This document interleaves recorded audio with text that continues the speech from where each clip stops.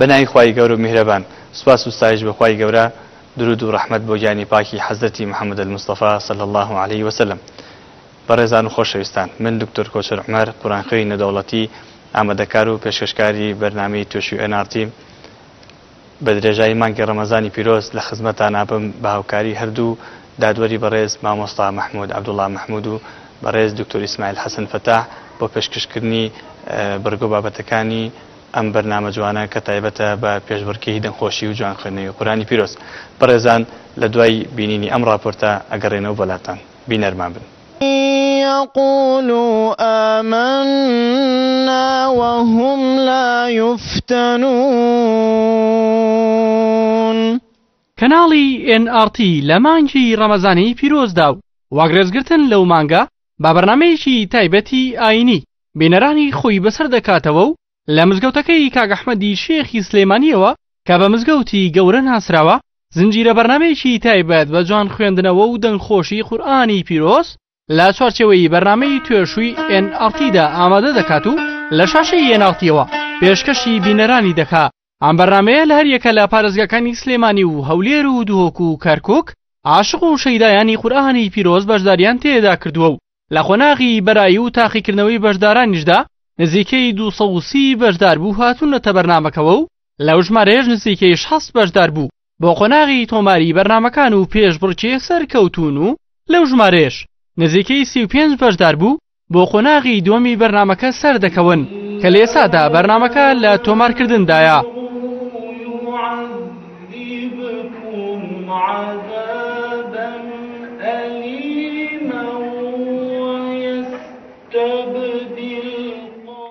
بیرۆکەی ئەم پێشبڕکێیە لەلایەن کەناڵی ئاسمانی NRT خۆیانەوە تەڕح کرا بۆ بەندە منیش بە سپاسەوە قبوڵم کرد کە بە کۆمەڵێک شروط و ضوابطە ئەم ئیشەمان کردووە بۆی کە شتێکی جوان دەرچێ و بەرهەمێکی ناوازە بێت کە خزمەت بە قورئان و لەم مانگە پیرۆزەدا بکات ئینشاءڵڵا. سوپاس بخوا لە هەموو پارێزگاکانی هەرێمی کوردستان ئیقبالێکی زۆر و بەدەمەهاتنێکی زۆر هەبووە الحەمدولیلا.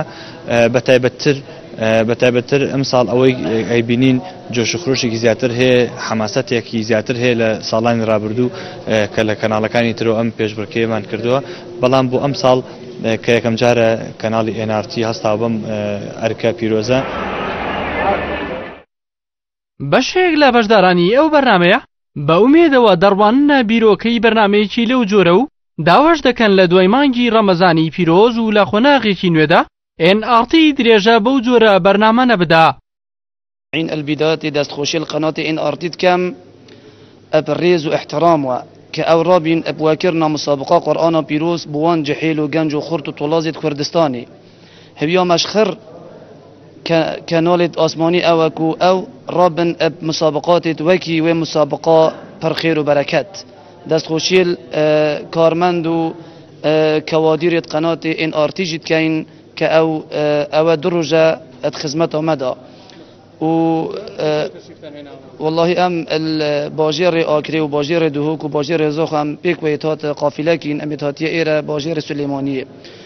راستي جيه الخوشيه وجيه وكيل بيجن شاد وبختوريه ابو مخرج حيله كامهاتين داخلي ومسابقه قرآن بيروز مبارك بين لسر همان برس برپرسانی کەناڵی NRT وێڕای پیرۆزبایی کردن لە هاتنی مانگی ڕەمەزانی پیرۆز جاخت لەوەش دەکەنەوە کە هەمیشە لێ نوێکردنەوەی بەرنامەکانیاندا هەست و تایبەتمەندی بینەران لە بەرچاو دەگرن و هەوڵیش دەدەن لەسەر خواستی بینەرانیان لە دوای مانگی ڕەمەزانیش درێژە بە بەرنامەی ئاینی بدەن. پیرۆزبایی هاتنی مانگی ڕەمەزانی پیرۆز لە هەموو بینەرانی NRTەکەین و ئومێدەوارین کە مانگێکی پڕخێر و خۆشی بێ بە هەموو لایەک. بەڕاستی ئەو NRT لە خزمەتی بینەری کوردیین و پێمان وا بوو لە مانگی ڕەمەزانیشە پێویستە ئێمەش بەرنامەیەکی ئاینیمان هەبێ و خزمەتێکمان هەبێ بە گەنجی مسلمانی ئەم وڵات ئەم هەرێمە و بە پێویستمان زانی کە بەرنامەکەمان شتێکی تایبەت بێ، بەرنامەیەکی جوانی تایبەت بێ لەم مانگەیە کە ئەویش بەرنامەی خوێندنەوەی قورئانی پیرۆزە. ئێمە بەڕاستیەکو پێشترامەشم پێ ئێمە کەناڵی خەڵکین و بەرنامەکانیشمان خۆتان نەزانن لە ماوەی 2 ساڵ یا 3 ساڵ ڕابردووە بەردەوام گۆڕانکاری بەسەرا هاتووە، بەرنامەی نوێمان هێناوەتە ناو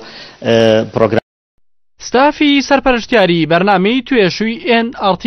لەلایەن سێ مامۆسای شارەزا لە بواری لەبەرکردن و جوان خوێندنەوە و دەنگخۆشی قورئانی پیرۆز سەرپەرشتی دەکرێت. کە ئەزموونی چەندین ساڵیان لەو بوارەدا هەیە و دکتۆر کۆچەر قورئان خوێنی نێودوڵەتی ئامادەکار و پێشکەشکاری بەرنامەکەیە کە چەندین خەڵاتی نێودوڵەتی لە چەند وڵاتێکی جیاواز لە بوارەکەدا بەدەست هێناوە. کارۆن ڕەحمان تایبەت بە بەرنامەی توێشووی NRT